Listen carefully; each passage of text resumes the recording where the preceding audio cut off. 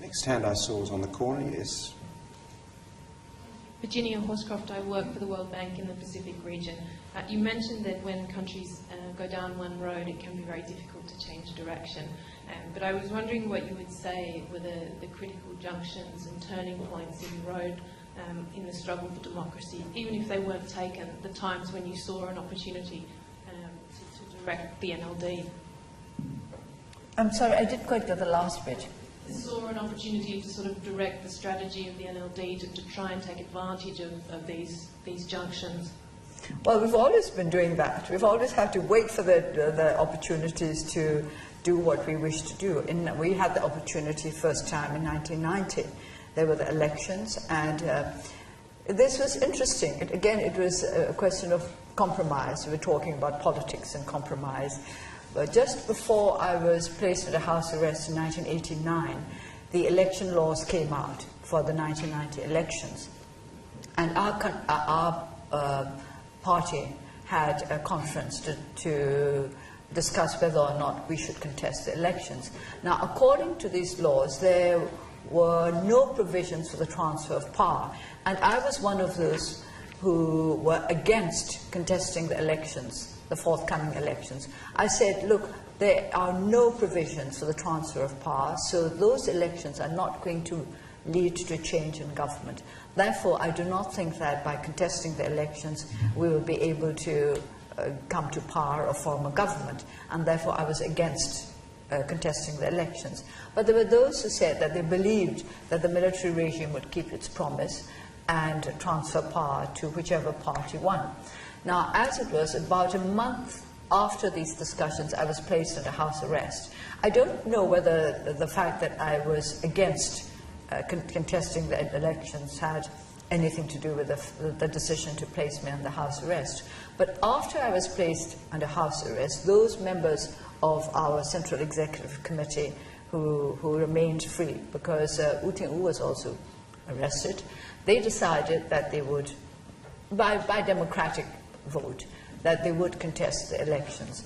And the decision was conveyed to me officially, and I was asked to be a candidate in the forthcoming elections. Now, this is what I mean by compromise in politics. I decided that since it was a democratic decision, I must abide by that. And although personally I was against contesting the elections, I agreed. I agreed to the decision of the CEC, and I agreed to contest, to be a candidate. Now, this had interesting consequences. There was a protest by the rival candidate who represented the then pro-regime party, the old BS, the Burma Socialist Program Party, which had changed its name to be the National Unity Party. National Unity Party, yes.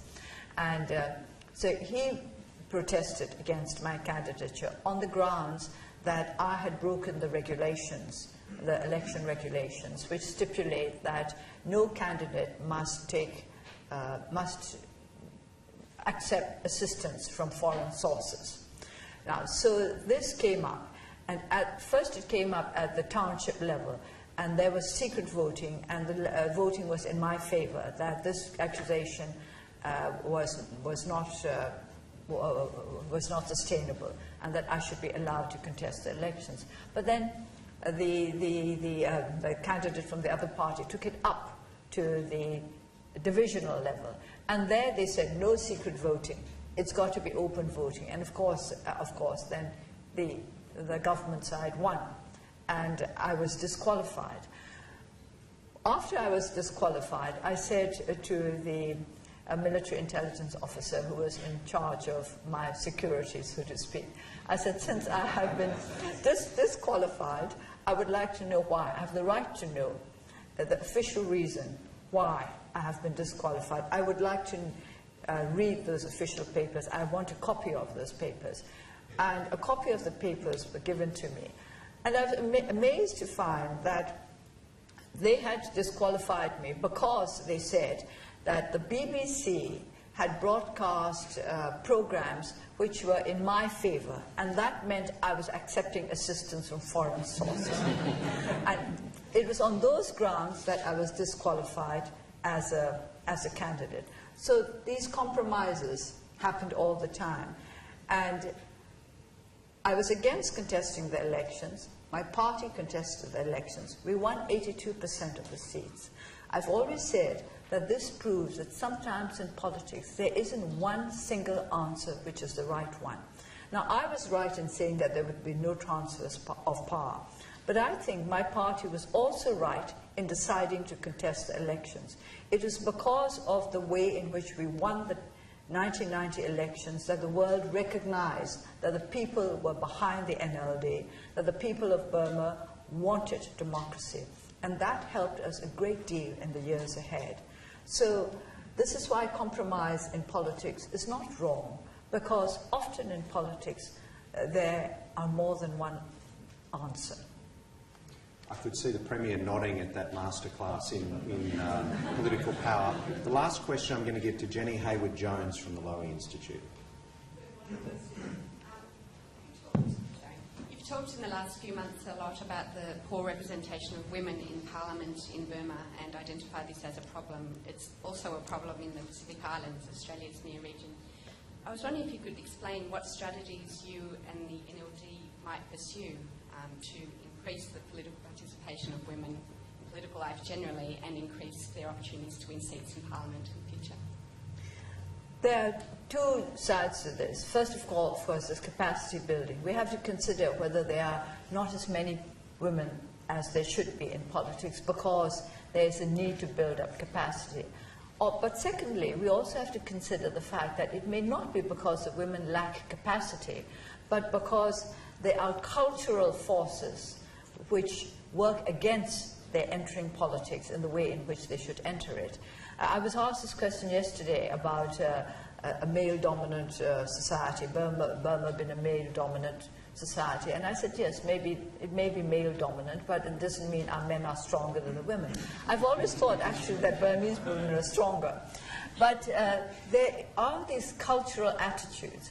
I think there are still women who feel that it's not seemly for a woman to be pushy, and that it somehow detracts from her dignity or her value to be seen as pushy. So these are cultural issues which have to be resolved. In the WEF meeting in Bangkok in 2012, we had this discussion about women's position. There were those who said that it was economics that decided whether or not there was gender equality. And I didn't quite agree with that, because at that very discussion it was made quite clear that the greatest gender discrimination in Asia is found in Japan and in South Korea. Now, if economics is the reason why there's gender discrimination, there should be no gender discrimination in either Japan or South Korea, because they are the most affluent Asian countries. So I think it's cultural factors. In Burma, let's just look at the field of education. I would say 99.9% of our teachers are women. But by the time you get to the level of township educational officer, the position is reversed. Most of our TEOs are men. Why is that? And why do the women accept this? I think still a great majority of our women feel very reluctant about saying, this is not right. I have as much, I deserve this post as much as he does. It's not something that Burmese women do in general.